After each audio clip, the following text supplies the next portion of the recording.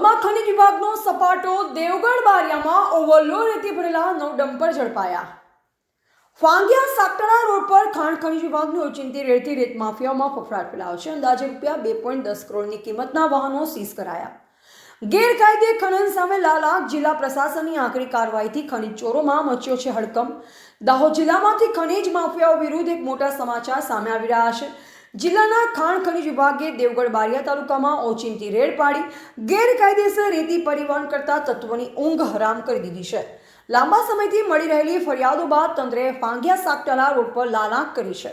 વિગતવાર વાત કરવામાં આવે તો દાહોદ ખનીજ વિભાગની ટીમે આજે દેવગઢ બારિયાના ફાંગિયા સાકટલા રોડ પર ઓચિંતું ચેકિંગ હાથ ધર્યું। આ કાર્યવાહી દરમિયાન પરવાનગી વગર અને ઓવરલોડ રેતી ભરેલા 9 જેટલા ડમ્પર અધિકારીઓના જણાવ્યા અનુસાર જપ્ત કરવામાં આવેલ મુદ્દામાલની કિંમત આશરે 2 કરોડ 10 લાખ રૂપિયા જેટલી થાય છે। સ્થાનિકોની ફરિયાદ હતી કે આ વિસ્તારમાં મોટા પાયે ગેરકાયદે ખનન અને પરિવહન થઈ રહ્યું છે, જે પગલે જિલ્લા પ્રશાસન દ્વારા સતત મોનિટરિંગ રાખવામાં આવી રહ્યું હતું। આ કાર્યવાહી બાદ હવે આગામી દિવસોમાં પણ આવી સ્પેશિયલ ડ્રાઈવ ચાલુ રહેશે તેવી કડક ચેતવણી અધિકારીઓએ આપી છે।